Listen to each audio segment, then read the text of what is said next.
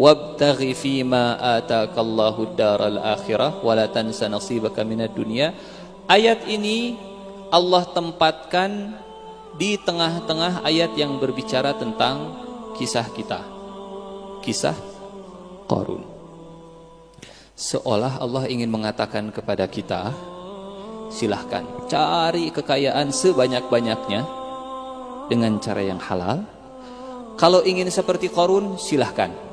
Tapi ingat, wabtaghi fima ataakallahu daral akhirah. Yang salah dari Qarun adalah Qarun lupa kalau dia harus transfer ke akhirat. Semuanya dia habiskan untuk kesenangan duniawi. Ayat sebelumnya, kita mulai dari ayat sebelumnya, dari ayat ke-76. Inna Qaruna kana min qaumi Musa. Tokoh kita pada sore hari ini tokoh yang antagonis, protagonis kemudian berubah jadi antagonis. Sesungguhnya Qarun kana, dulunya min qaumi Musa, termasuk dari kaumnya Musa. Apa itu kaumnya Musa? Bani Israel. Kenapa Allah tidak mengatakan inna Qaruna kana min Bani Israel? Kenapa Allah tidak menyebutkan Bani Israel? Kenapa Allah menyebutnya kaum Musa? Karena tidak semua Bani Israel itu taat, patuh, tunduk, beriman kepada Nabi Musa alaihissalam. Bani Israel ada yang soleh, ada yang tidak. Bani Israel ada yang percaya ke Nabi Musa, ada juga yang memusuhi Nabi Musa. Tidak semua Bani Israel baik. Contoh, ada kisah-kisah Bani Israel yang membunuh nabinya sendiri. Ada Bani Israel yang kemudian melanggar perintah Allah seperti yang dikutuk jadi monyet dan dikutuk jadi babi. Bani Israel. Ada Bani Israel yang menyembah berhala. Ada. Allah tidak mengatakan inna Qaruna kana min Bani Israel. Inna Qaruna kana min qaumi Musa. Apa artinya? Satu, Qarun ini dari Bani Israel. Yang kedua, bukan sekedar Bani Israel biasa, karena Bani Israel tadi bermacam-macam.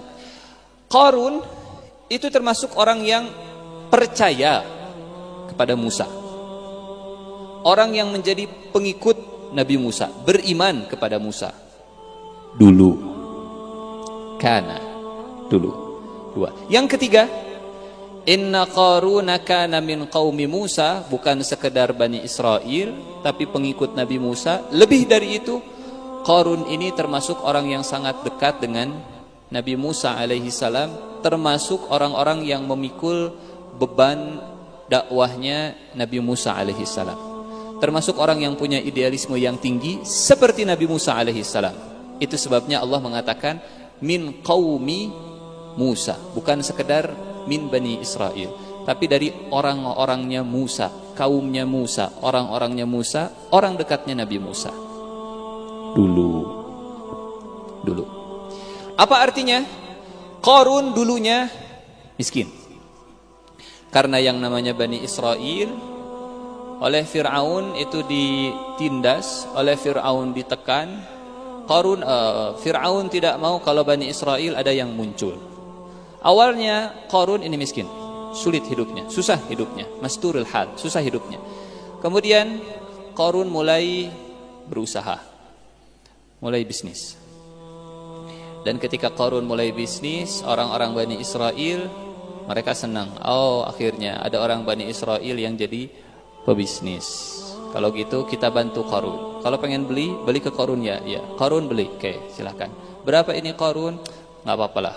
Ini aslinya harganya 90.000. Ambil saja 90.000. Ini harganya berapa Qarun? Saya belinya 50.000. Terserah, mau 50.000 silahkan, mau nambahin silahkan.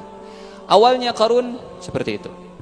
Jadi kalau ada cerita bagaimana Qarun mengumpulkan 1 juta pertamanya atau 1 miliar pertamanya, 1 juta pertama Qarun, kalau pakai bahasa kita 1 juta, 1 miliar pertamanya Qarun itu dikumpulkan dari Bani Israel. Bani Israel lah yang membesarkan Qarun. Bani Israel ketika melihat ada pengusaha dari kalangan mereka, kita beli ke Qarun. Kita beli ke Qarun. Kana min qaumi Musa. Kira-kira Nabi Musa senang atau tidak ketika ada Qarun yang mulai merintis usahanya, jadi solusi untuk Bani Israel belanja ke Qarun. Nabi Musa senang. Terus Qarun ini makin lama kumpul, makin kaya, makin banyak uangnya. Inna Qaruna kana min qaumi Musa fabagha alaihim. Kesalahan Qarun ada 5, dan ini kesalahan Qarun yang pertama. Fabagha alaihim. Ketika Qarun mengumpulkan hartanya semua, fabagha alaihim, makin kaya, Qarun mulai memonopoli kekayaannya. Bagha itu artinya at-taladzuz bidzulmi. Allah tidak mengatakan kalau Qarun itu berbuat zalim kepada kaumnya, enggak. Lebih dari itu. Bagha alaihim. Bagha itu artinya menikmati perbuatan zalimnya. Merasakan, misal ada orang susah, kemudian nih saya kasih pinjaman, sambil dia menertawakan, sambil merendahkan, sambil menertawakan, itu namanya bagha. Menindas, memonopoli, melihat orang lain susah, itu namanya bagha. Fabagha alaihim.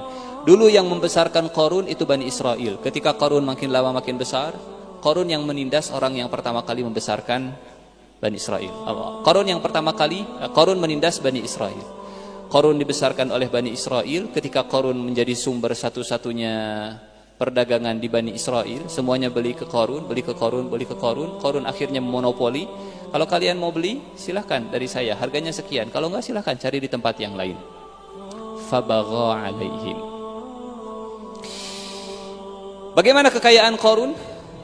Allah memberikan gambaran. Punten, kalau kita punya peti, misalkan kita punya uang cash, kita nabung di di peti. Kita tutup petinya, kita kunci, kita simpan gemboknya. Ditutupnya pakai gembok, sebut saja, kita simpan gemboknya. Sebesar-besarnya peti, kunci gemboknya kecil. Kunci gemboknya hanya segini. Enteng. Petinya berat, kuncinya enteng. Ingin tahu seperti apa kekayaan Qarun? Allah tidak akan cerita sebanyak apa hartanya. Allah cerita sebanyak apa kunci petinya. Tapi bukan cuma kunci saja, ada isinya pasti. Ada isinya. Kuncinya banyak, kartu ATM-nya banyak di dalam dompetnya, misalnya pakai kartu ATM. ATM-nya banyak, tapi isinya 500 rupiah, 10.000, enggak. Allah cerita kekayaan Qarun dengan cerita kunci. Pasti kalau sudah dikunci karena ada isi. Kalau sudah dikunci karena ada isi, dan isinya penuh. Ditabung. Petinya penuh, ditutup, dikunci, kuncinya disimpan. Bagaimana kekayaan Qarun? Masih di ayat 76. Wa atainahu minal kunuzi ma inna mafatihahu latanu bil usbati ulil quwwah. Dan kami berikan kepada Qarun, garis bawahi kata kami berikan kepada Qarun 5 kali. 1, 2, 3, 4, 5. Karena kalimat inilah yang paling dibenci oleh Qarun. Nanti kita akan lihat. Dan kami berikan kepada Qarun minal kunuz, perbendaharaan harta yang begitu banyak.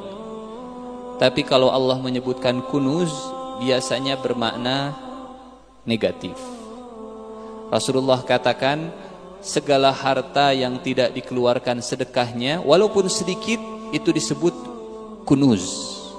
Tapi sebanyak apapun harta, kalau zakatnya dikeluarkan, namanya bukan kunuz. Jadi bukan sekedar banyak hartanya Qarun, tapi tidak dikeluarkan kewajibannya.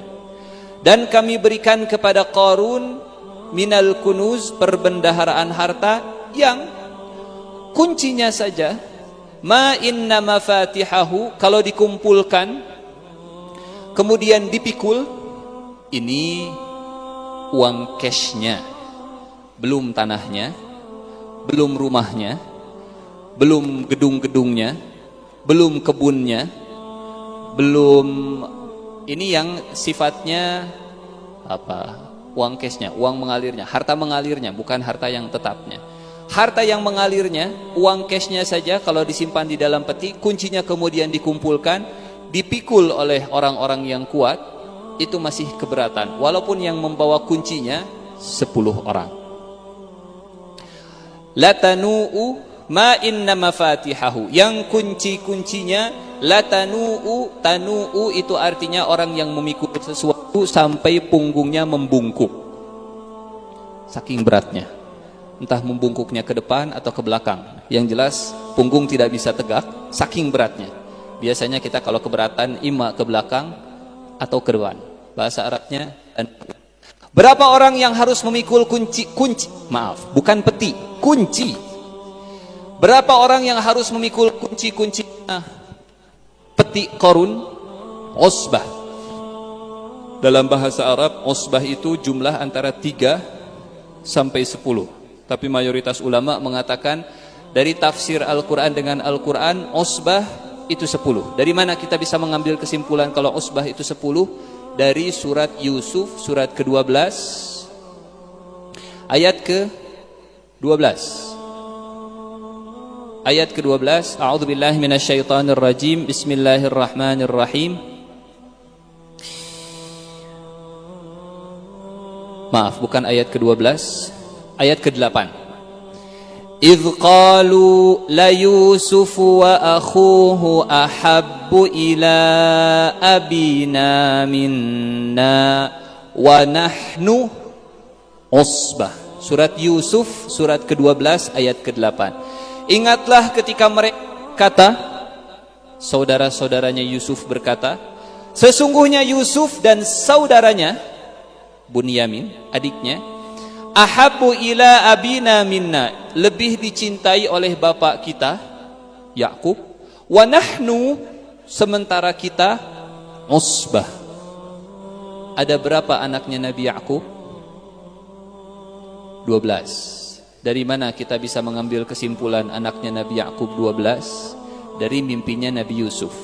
Kata Nabi Yusuf, ya abati inni ra'aitu ahada asyara kaukaban wasyamsa wal qamara ra'aituhum li sajidin. Pak, kata Nabi Yusuf kepada Nabi Yakub, wahai ayahanda, saya bermimpi melihat 11 bintang. 11 bintang, matahari dan bulan semuanya sujud kepadaku. Ditafsirkan kalau 11 bintang adalah saudaranya Nabi Yusuf, matahari ayahnya, bulan itu ibunya. Nabi Yusuf punya 11 saudara, berarti Nabi Yusuf 12 bersaudara. Di ayat ini mereka berkata, Yusuf dan saudaranya itu lebih dicintai oleh ayah kami daripada kita. Padahal kita usbah. Berarti usbah itu berapa?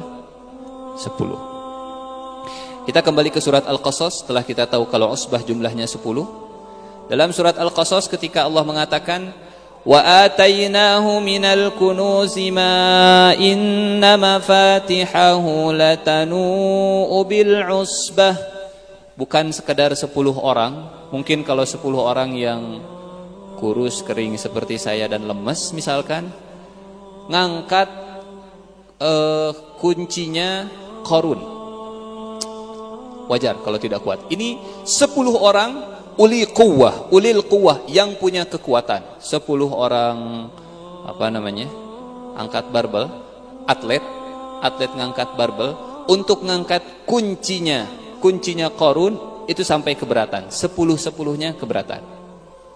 Yang jadi pertanyaan, berapa banyak kunci yang dipikul oleh satu orang sampai keberatan, dan berapa banyak peti yang dimiliki oleh Qarun, dan berapa banyak isi peti tersebut. Nah, itulah kurang lebih kekayaannya Qarun.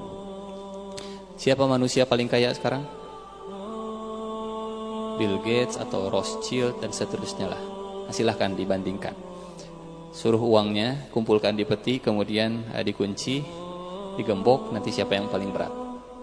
Kalau kalau dipikul oleh 10 orang. Wa atainahu minal kunuzi ma inna mafatihahu latanu bil usbati ulil quwwah. Kesalahan pertama Qarun adalah karena dia bagha alaihim, memonopoli dan menikmati monopolinya, ihtikarnya, mencekek orang-orang Bani Israel dengan harga yang tinggi. Ini kesalahan yang pertama. Kesalahan yang kedua, ketika Qarun melihat Bani Israel kesulitan, susah dan seterusnya, padahal Bani Israel yang membesarkan, kata Qarun, saya lebih baik dari kalian. Kalian gak bisa apa-apa, saya sudah berhasil mengumpulkan uang sebanyak ini. Kesalahan yang kedua Qarun, sombong. Dari mana kita bisa mengambil kesimpulan kalau Qarun jatuh kepada kesalahan yang kedua, yaitu sombong? Di ayat ini, la tafrah. Qarun, jangan engkau sombong. Tafrah secara bahasa artinya gembira. Diterjemahkan secara bahasa, faraha itu artinya gembira. Yafrah artinya berbahagia. Tapi apa maksudnya? La tafrah diartikan, diterjemahkan, ditafsirkan jadi sombong. Biasanya kebanggaan karena dunia itu yang menyebabkan seseorang jadi sombong. Masing-masing bertanya ke hatinya, apa yang membuat kita bangga? Apa yang membuat kita senang? Dompet penuh? Atau bisa qiyamul lail? Atau bisa dapat sertifikat kelulusan? Atau bisa dapat pujian orang? Apa yang membuat kita bangga? Itu yang akan menentukan ujungnya seperti apa. La tafrah. Bani Israel mereka berkata kepada Qarun, Qarun la tafrah. Jangan engkau bangga, jangan engkau bahagia, jangan engkau senang. Jangan engkau senang dengan harta yang engkau miliki. Ditafsirkan, jangan engkau sombong. Maka di antara sebab seseorang sombong itu ketika dia bangga dengan dunia yang dimilikinya. La tafrah innallaha la yuhibbul farihin. Sesungguhnya Allah tidak mencintai orang-orang yang berbuat sombong.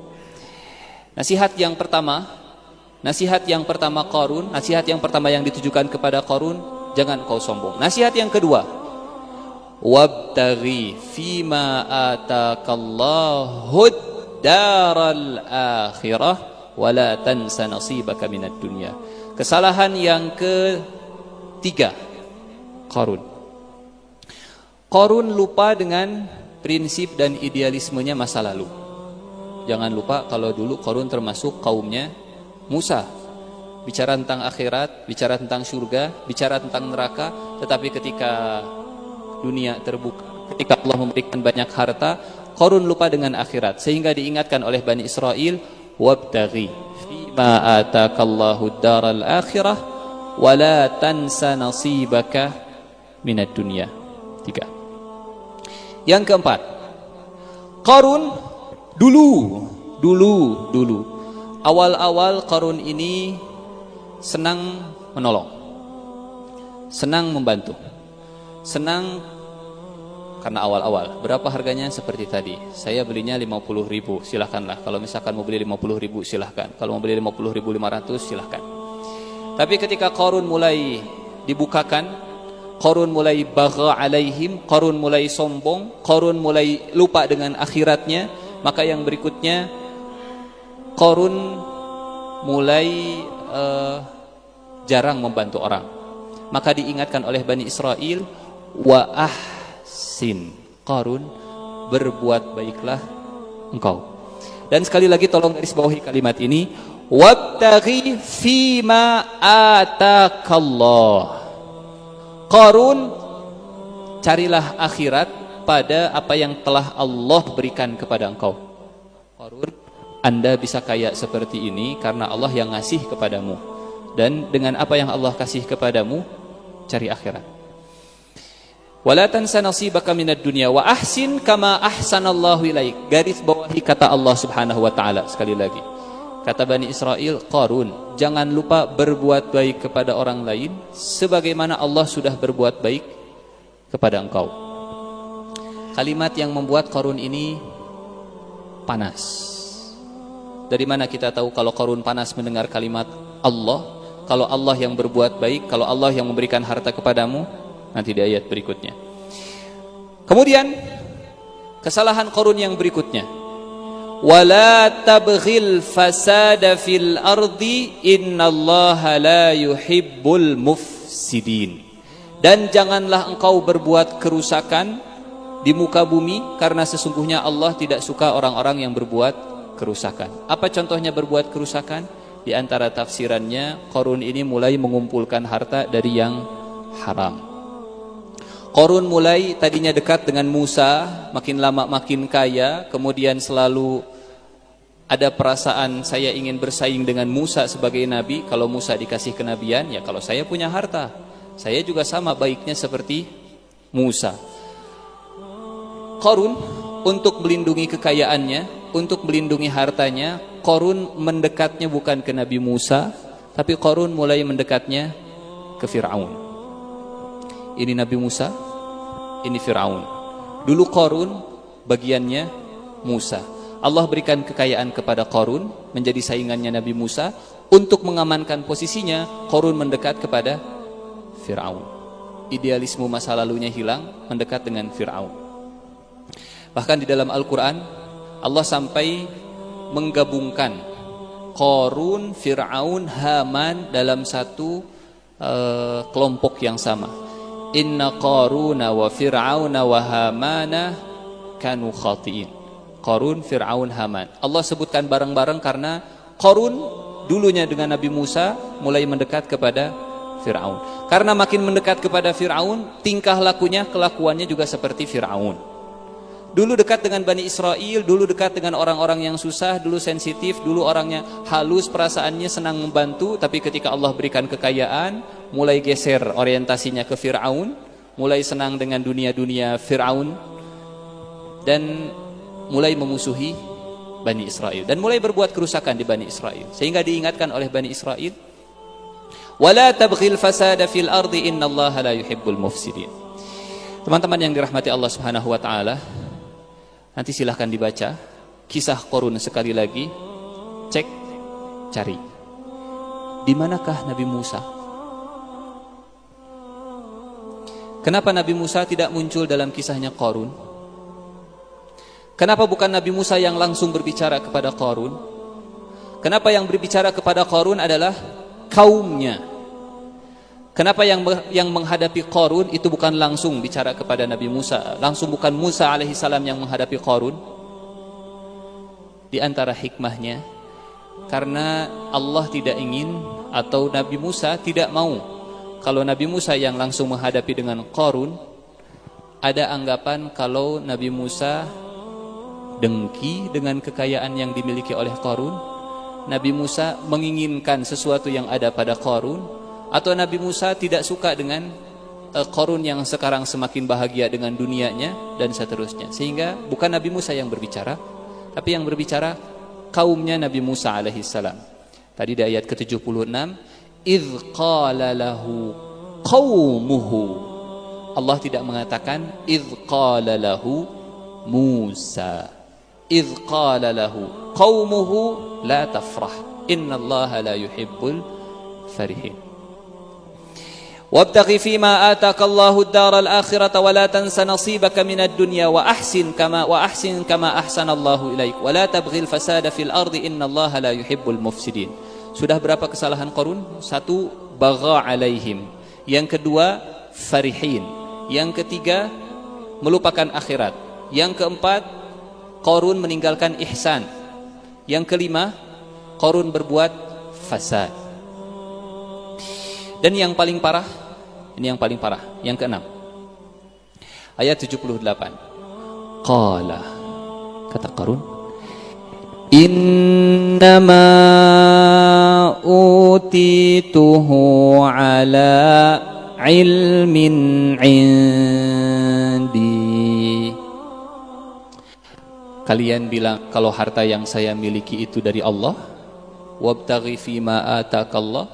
Kalian bilang kalau Allah berbuat baik kepada saya. Wa ahsin kama ahsanallahu ilaik. Innama utituhu ala ilmin indi. Saya bisa kaya seperti ini karena ilmu saya. Apa artinya? Qarun melupakan jasa semuanya. Qarun melupakan jasa Bani Israel yang membuat dirinya itu bisa mengumpulkan harta 1 juta pertamanya. Saya bisa kaya seperti ini ala ilmin indi. Bani Israel nggak ada urusan.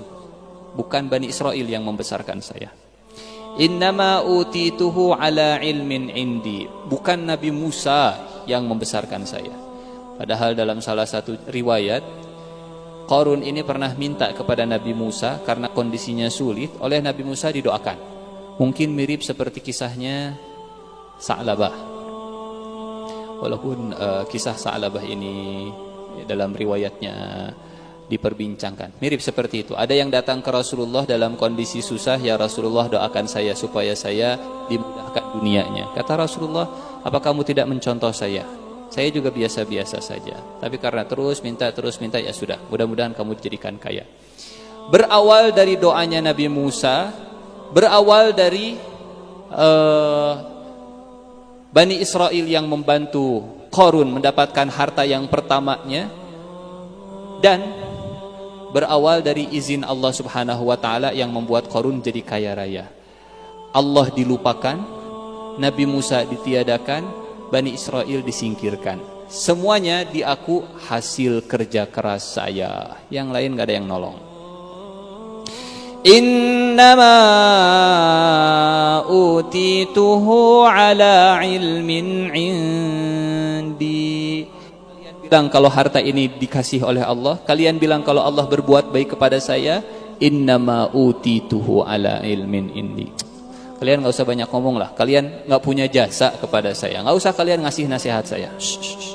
Qarun mulai memutus hubungan dengan Bani Israel dan makin lama makin dekat dengan Fir'aun. Ketika kekayaan tidak diiringi dengan lingkungan, ketika menjadi kaya tapi berada di lingkungan yang salah, khawatirnya seperti Qarun. Ketika menjadi kaya tapi tidak berada di lingkungan yang soleh, menjauh dari lingkungan yang soleh, yang ikhlas memberikan nasihat, seperti Qarun. Mulai menjauh. Kalian gak ada urusan, kalian gak ada jasa, kalian gak pernah membesarkan saya. Bukan karena jasa kalian. Innama utituhu ala ilmin indi. Bani Israel dilupakan, Nabi Musa dilupakan, sampai Allah dilupakan. Dan ketika Allah dilupakan, Allah langsung berkomentar. Di ayat-ayat sebelumnya Allah tidak ada komentar. Di ayat ini baru Allah berkomentar. Apa komentar Allah? Alam ya'lam, tidak tahukah Qarun, Allah qad ahlaka min qablihi minal quruni man huwa ashaddu minhu quwwatan wa aktsaru jam'a wa la yus'alu an dzunubihimul mujrimun. Dari awalnya bagha, dari awalnya farah, kemudian berakhir jadi mufsid, dan berakhir jadi mujrim. Apa itu mujrim? Kriminalis. Awalnya monopoli, jadi sombong, masih dekat. Awalnya monopoli masih dekat dengan Bani Israel, jadi sombong, mulai agak jaga jarak, kemudian merusak, kemudian mulai mendekat ke Fir'aun, dan ketika sudah mendekat dengan Fir'aun berubah jadi mujrim, kriminalis. Allah langsung komentar, tidakkah dia tahu kalau Allah pernah menghancurkan sebelumnya minal qurun, generasi-generasi sebelumnya, orang yang lebih kuat darinya dan orang yang lebih banyak hartanya. Itu berarti manusia paling kaya di alam semesta, di dunia, bukan Qarun. Hanya Allah tidak menceritakan siapa yang paling kaya atau siapa yang lebih kaya dari Qarun. Apa dalilnya kalau Qarun bukan manusia paling kaya? Ayat ini. Awalam ya'lam anna Allah qad ahlaka min qablihi minal quruni man huwa asyaddu minhu quwwah wa aktsara jam'ah. Yang lebih kuat dari Qarun dan yang paling banyak, lebih banyak mengumpulkan harta. Wala yus'alu an dzunubihimul mujrimun. Enggak usah ditanyalah dosa-dosanya para kriminalis. Qarun sekarang mulai terang-terangan. Karena sudah mulai memutus hubungan dengan Bani Israel, enggak ada urusan dengan kalian, sudah terang-terangan kalian enggak punya jasa. Kini Qarun ingin tampil dengan semua kekayaannya. Di ayat ke-79, fakharaja ala qaumihi fi zinatih. Qarun meminta, tolong budak-budak saya keluarkan semua peti. Keluarkan semua peti, kita konvoi keliling kota. Kita perlihatkan kepada Bani Israel, kalau bisa kepada Musa juga, saya punya harta yang banyak. Keluarkan semuanya, angkut petinya keluar. Diangkut, bawa kuncinya, kita konvoi. Fakharaja ala qaumihi, keluar kepada kaumnya, fi zinatih, dengan semua perhiasannya. Ketika konvoi, dan ini di belakangnya ada Fir'aun. Kalau Fir'aun itu menekan dengan kekuasaannya, Fir'aun menggunakan Qarun untuk bikin fitnah di internal Bani Israel. Qarun keluarkan semua harta, jalan-jalan di Bani Israel. Keluar Qarun dengan semua hartanya, dan terjadilah fitnah di Bani Israel. Fakharaja ala qaumihi fi zinatih. Bayangkan Bani Israel saat itu mereka melihat, oh luar biasa, Qarun hartanya banyak banget.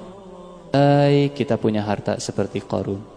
Bani Israel disusah, kemudian ada konvoi iring-iringan Qarun dengan semua hartanya. Harga lagi susah, barang-barang harganya lagi pada naik, kita miskin, sulit, anak saya sakit.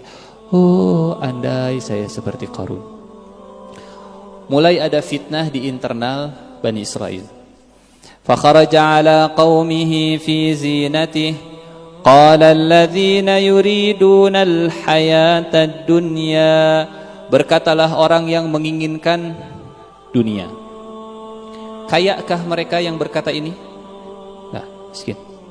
Sehingga kata para ulama, hubbud dunya, dunia itu tidak berbahaya kalau di tangan. Yang berbahaya kalau di hati. Dunia di tangan tidak berbahaya, walaupun yang ada di tangan itu banyak. Tapi dunia kalau sudah masuk ke hati berbahaya, walaupun di tangan tidak punya apa-apa. Berangkat dari ayat ini. Dunia kalau sudah masuk ke dalam hati, cinta dunia kalau masuk ke dalam hati itu berbahaya, walaupun di tangan nggak punya apa-apa. Tapi ketika dunia ada di tangan, tapi di dalam hati tidak ada kecintaan kepada dunia, sebanyak apapun dunia yang ada di genggaman tidak akan membahayakan. Qala alladhina yuriduna al-hayata ad-dunya. Berkatalah orang-orang yang menginginkan kehidupan dunia, ya laita lana mithla ma utiya Qarun innahu ladzu hadzin azim. Oh, andai kita diberikan seperti yang dimiliki oleh Qarun, innahu ladzu hadzin azim. Ini orang-orang biasanya melihat zahir, tidak melihat Qarun bahagia atau tidak sih dengan kekayaannya. Melihat penampilannya, oh luar biasa. Andai punya mobil semewah itu, kita tidak tahu dia belinya dengan dengan kesulitan, dengan berapa harga yang dia bayar untuk memiliki kekayaan sebanyak itu. Ya laita lana mithla ma utiya Qarun innahu ladzu hadzin azim. Konvoi ini disaksikan oleh banyak orang, termasuk oleh orang-orang yang berilmu. Sehingga orang-orang yang berilmu mereka mengatakan, wa qala alladzina utul ilma. Kalau Qarun Allah berikan harta, kalau orang-orang ini Allah berikan ilmu. Kata mereka, wa qala alladzina utul ilma wailakum Thawabullahi khairul liman amana wa amila salihan wa la yulaqaha illa sabirun. Menghadapi silaunya harta yang ada di depan kita. Bayangkan kita seperti Bani Israel yang melihat Qarun. Menghadapi silaunya harta dunia yang ada di depan kita. Yang pertama, ilmu obatnya. Wa qala alladhina utul ilma. Obat menghadapi kesilauan dunia yang pertama, ilmu. Karena kata Rasulullah, ada dua hal yang tidak akan pernah membuat puas seseorang. Satu, talibu ilmin. Yang kedua, talibu malin. Yang pertama, yang selalu mencari ilmu. Dia nggak pernah merasa puas. Yang kedua, pencari harta. Sehingga ketika melihat silaunya dunia, obat yang pertama adalah arahkan ilmu. Orang yang tidak silau melihat kekayaan Qarun yang begitu luar biasa di ayat ke-80 ini adalah orang-orang yang punya ilmu. Menghadapi ekonomi yang semakin luar biasa, sulitnya mungkin. Yang pertama adalah ilmu obatnya. Wa qala alladhina utul ilma wailakum. Yang kedua, thawabullah khairun. Yang kedua adalah pahala. Yang kedua, mengingat kalau pahala dari Allah jauh lebih baik daripada mengumpulkan harta. Apa maksudnya? Mana yang lebih kita bahagia? Mendapatkan harta atau mengeluarkan harta? Menerima harta atau mensedekahkan harta? Menerima harta memang membuat hati senang. Tapi kalau sudah senangnya itu lebih senang ketika memberikan harta kepada orang lain, maka itu jauh lebih baik. Jadi mereka seolah ingin mengatakan, wailakum qala alladhina utul ilma. Yang pertama, orang yang berilmu mereka mengatakan, thawabullahi khairun. Seolah ingin mengatakan, Qarun ini jagonya hanya sekedar mengumpulkan, bukan jago memberikan. Yang lebih baik adalah yang memberi, bukan yang menerima. Yang lebih baik adalah bukan yang mengumpulkan, tapi yang mengeluarkan. Kalau kebahagiaan memberi itu sudah lebih membuat kita senang daripada kebahagiaan menerima, maka insya Allah dengan kesilauan dunia yang luar biasa aman. Saat kebahagiaan memberi itu jauh lebih membuat kita senang daripada kebahagiaan mengumpulkan. Karena kalau kebahagiaan mengumpulkan, ujung-ujungnya la tafrah innallaha la yuhibbul farihin. Bangga dengan mengumpulkan itu membuat orang jadi sombong. Bangga dengan memberi, kebahagiaan dengan memberi itu membuat orang jadi lebih tawadhu. Wailakum thawabullahi khairul liman amana wa amila saliha. Dan yang ketiga, wala yulaqaha illa sabirun. Satu ilmu, yang kedua memberi, dan yang ketiga sabar. Di ayat ke-81, konvoy pulang. Di Bani Israel terjadi gonjang-ganjing. Oh, andai saya seperti Qarun. Thawabullahi khair. Tapi dah saya pengen seperti Qarun. Thawabullahi khair. Jadi ada dua kubu. Beberapa saat setelahnya, beberapa hari setelahnya, beberapa pekan setelahnya, fakhasafna bihi wa bidarihil arda. Maka kami tenggelam. Khasafa itu artinya tenggelam ke dasar bumi. Fakhasafna bihi bidarihi. Kami tenggelamkan Qarun, bukan hanya Qarunnya saja, dan rumahnya. Dengan semua harta kekayaannya kami tenggelamkan. Kenapa balasannya Qarun ditenggelamkan? Kenapa bukan dipetir, ditenggelamkan ke bumi maksudnya? Kenapa tidak seperti Fir'aun yang ditenggelamkan ke lautan? Kata para ulama begini.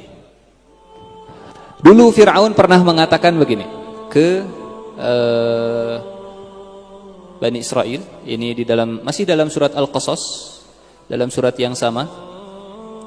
Kata Bani Israel, a'udzubillahi minasy kata kata Fir'aun di Al-Quran surat Alaysa li mulku Misra wa hadhihi al-anhara tajri min tahti. Alaysa li mulku Misr wa hadhihi al-anharu tajri min tahti. Di dalam surat Az-Zukhruf surat ke-43 ayat ke-51. Wa nada Fir'aunu fi qaumihi, dan Fir'aun menyeru kepada kaumnya, ya qaum, wahai kaumku, alaysa li mulku Misr, bukankah Mesir ini kerajaan saya? Qarun lupa kalau Mesir itu milik Allah Subhanahu wa taala, bukan milik dirinya. Alaysa li mulku Misr wa hadhihi al-anhar tajri min tahti, dan air ini, sungai Nil, mengalir di bawah kakiku. Fir'aun meninggi di atas. Fir'aun sombong dengan menyebutkan air itu di bawah kakiku, oleh Allah ditenggelamkan di bawah air. Qarun meninggi di atas bumi dengan hartanya, oleh Allah ditenggelamkan dengan rumah-rumahnya ke bawah bumi. Kalau dalam surat Al-Ankabut Allah katakan semuanya Allah Subhanahu wa taala binasakan sesuai dengan dosa-dosanya. Atau ada yang mengatakan begini, kenapa Fir'aun ditenggelamkan oleh Allah Subhanahu wa taala ke dalam lautan? Boleh jadi karena dulu ibunya Fir'aun merasa terzolimi dengan kebijakan Fir'aun yang membunuh anak laki-laki, bayi laki-laki yang lahir, sehingga terpaksa ibunya Fir'aun kemudian ibunya Musa menghanyutkan Musa ke dalam air. Dulu ada seorang ibu yang terzolimi, anaknya terpaksa dihanyutkan ke dalam sungai. Oleh Allah dibalas kezoliman ini, Fir'aun ditenggelamkan juga ke dalam air. Dosa selalu dibalas dengan dosa, dengan azab yang sama. Dulu kaumnya Nabi Lut selalu membolak-balikan kondisi. Harusnya laki-laki dengan perempuan, perempuan dengan laki-laki, ini laki-laki dengan laki-laki, dibolak-balikan. Maka oleh Allah dibalikan juga, diangkat, dibalikan ke tanah. Dan seterusnya dan seterusnya. Fakhasafna bihi wa bidarihil ard, maka kami tenggelamkan Qarun dengan rumahnya ke dalam bumi. Fama kana lahu min fi'atin yansurunahu min dunillahi wa ma kana minal muntasirin. Tidak ada siapapun yang bisa menolong Qarun kecuali Allah, wa ma kana minal muntasirin, dan tidak ada seorang pun yang bisa. Peristiwa ini terjadi pada malam hari.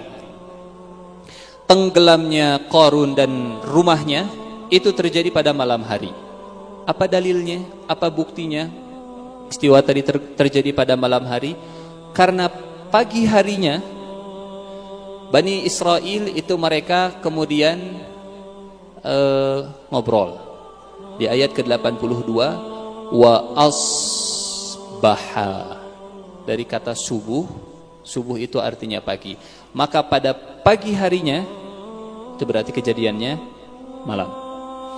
Wa asbahal ladzina tamannaw makanahu bil amsi yaqulun, berkatalah orang-orang yang kemarin mereka berkata, oh seandainya saya seperti Qarun.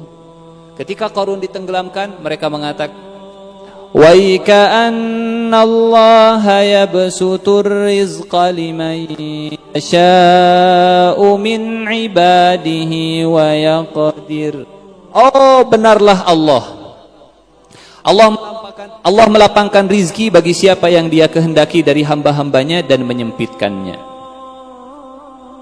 La amannallahu alaina la khasafa bina. Andai Allah tidak menyayangi kami, andai Allah tidak melimpahkan karunia-Nya kepada kami, pasti kita juga sama-sama akan ditenggelamkan. Yang jadi pertanyaan, apa karunia yang Allah berikan kepada mereka? Laula amannallahu alaina la khasafa bina. Kalau Allah tidak melimpahkan karunia-Nya atas kita, benar-benar Dia telah membenamkan kita pula. Karunia apa yang telah Allah berikan kepada Bani Israel dan tidak diberikan kepada Qarun? karunia tidak diberikan harta. Ada seorang anak, Bu, pengen punya motor. Shhh. Bu, pengen punya motor. Shhh. Datang ke bapaknya. Pak, pengen punya motor dong. Shhh. Pak, pengen punya motor dong. Shhh. Bapak pelit nggak ngasih motor. Shhh. Bapak minta motor dong. Shhh. Adek baru 8 tahun. Ini bapak dan ibu yang penyayang atau tidak? Penyayang atau tidak? Kenapa nggak ngasih motor? Belum waktunya. Kalau dikasih mungkin mencelakakan. Itu makna laula ammanallahu alaina la khasafa bina. Kadang Allah tidak memberi itu tanda sayang. Sebaliknya, kadang Allah memberi bukan karena Allah sayang. Jadi jangan mengukur sayang Allah dengan apa yang Allah beri kepada kita. Jangan mengukur sayang Allah dengan apa yang Allah beri kepada manusia. Karena Allah ngasih kekuasaan kepada Nabi Sulaiman, sebagaimana Allah juga ngasih kekuasaan kepada Fir'aun. Karena Allah ngasih kekayaan kepada Abdurrahman bin Auf dan Utsman bin Affan, sebagaimana Allah juga memberikan kekayaan kepada Qarun. Karena Allah memberikan dunia kepada orang muslim, sebagaimana Allah juga memberikan dunia kepada yang tidak beriman. Maka pemberian Allah itu bukan ukuran sayangnya Allah subhanahu wa ta'ala. Itu sebabnya Asma'ul Husna yang pertama ada 2. Ar-Rahman, Ar-Rahim. Apa itu Ar-Rahman? Maha pengasih, kasih. Ar-Rahim, Maha penyayang. Apa bedanya? Kalau Maha pengasih, Allah ngasih ke Fir'aun, kasih. Ke Haman, kasih. Ke Qarun, kasih. Ke Fir'aun, kasih. Ke Namrud, kasih. Ke orang kafir, kasih. Ke yang maksiat, kasih. Sayang, kita datang ke sini, parkir. Kita keluar dari tempat parkir, ngasih uang. Waktu kita ngasih uang parkir, apa kita sayang kepada yang jaga parkirnya? Kenapa ngasih? Apa Anda sayang sehingga Anda bahaya kalau seperti itu. Teh terima kasih ya, teteh sayang ya ke saya. Yang jaganya perempuan, misalkan kita ngasih, oh Anda sayang ya. Ngasih bukan tanda sayang. Kenapa Allah ngasih? Kewajiban Allah yang sudah menciptakan kita, karena kita lahir bukan by request. Kita tidak minta ke Allah, ya Allah lahirkan saya, enggak. Allah yang menciptakan kita. Karena Allah sudah menciptakan kita, tanggung jawab Allah untuk memberi kita. Mau dia beriman, mau dia tidak, kasih. Itu namanya Ar-Rahman. Yang lebih penting dari Ar-Rahman, yang lebih penting dari sekedar dikasih adalah disayang. Jadi saya mau nanya ke yang akhwat, yang perempuannya. Teh punten, nanti mau punya suami yang suka ngasih tapi enggak sayang, atau suami yang sayang tapi enggak pernah ngasih? Karena kasih dan sayang itu 2 hal yang berbeda. Kasih, sayang. Jadi mau dikasih atau mau disayang? Disayang ya, berarti enggak akan dikasih. Dikasih dan disayang. Di ayat ini ada 2 kelompok. Di ayat ke-82. Wa asbahal ladzina tamannaw makanahu bil amsi yaquluna waika anna Allah yabsutur rizqa liman yasha'u min ibadihi wa yaqdir laula amanna Allahu alaina la khasafa bina. Untung ya Allah, terima kasih banyak Engkau tidak memberikan kami seperti yang Engkau berikan kepada Qarun. Kadang menahan sesuatu itu tanda sayang. Kadang memberi sesuatu itu bukan tanda sayang. Kita tentu mengenal yang namanya istidraj. Apa itu istidraj? Istidraj Allah ngasih, Allah angkat, bukan untuk dimuliakan tapi untuk dibanting dari atas. Allah kasih, Allah angkat, Qarun, Allah angkat, bukan untuk dimuliakan tapi untuk dibenamkan ke dalam bumi. istidraj. Jadi pemberian itu belum tentu kemuliaan. Kapan pemberian itu disebut kemuliaan? Tadi, bukan dengan yang kita dapatkan, tapi dengan apa yang kita berikan. Bukan dengan apa yang kita terima, tapi apa yang kita terima ini dengan untuk apa yang kita terima ini kita gunakan. Itu sebabnya orang kaya di akhirat itu ada 4 jenis. Orang kaya di akhirat ada 4 jenis. Ada yang kayanya dari yang haram, mengumpulkan uang dari yang haram, digunakan untuk yang haram, masuk neraka. Dari uang haram, dari judi, dipakainya buat berzina, neraka. Ada yang mengumpulkan dari yang haram, dari judi, tapi digunakan untuk yang halal, masuk neraka. Karena dapatnya yang haram. Ada yang mengumpulkan dari yang halal, digunakannya untuk yang haram, sama. Yang terakhir, yang keempat, ada yang mengumpulkannya dari yang halal, diinfakkannya untuk yang halal, masuk surga? Nah, dihisab dulu. Dihisab dulu. Ali bin Abi Thalib radhiyallahu anhu, beliau pernah ditanya, "Wahai Amirul Mukminin, tolong jelaskan kepada kami apa itu dunia." Kata Ali bin Abi Thalib, "Mau penjelasan yang panjang atau penjelasan yang pendek?" Kata yang nanya, "Yang pendek lah, yang panjang masih sibuk mau pulang." Yang pendek. Oke, yang pendek. Dunia itu haramnya neraka, halalnya hisab. Selesai. Dunia itu haramnya neraka, halalnya. Kumpulkan sebanyak mungkin dunia, silahkan dengan yang halal. Tapi ingat, halalnya hisab. Ah, nggak mau mengumpulkan dunia sebanyak, enggak, silahkan. Berarti hisabnya ringan. Dapatnya yang halal, keluarnya yang haram, susah, neraka. Dapatnya yang haram, keluarnya yang halal, neraka. Dapatnya yang haram, keluarnya yang haram, komo eta neraka pisan. Dapatnya yang halal, keluarnya yang halal, hisabnya panjang luar biasa.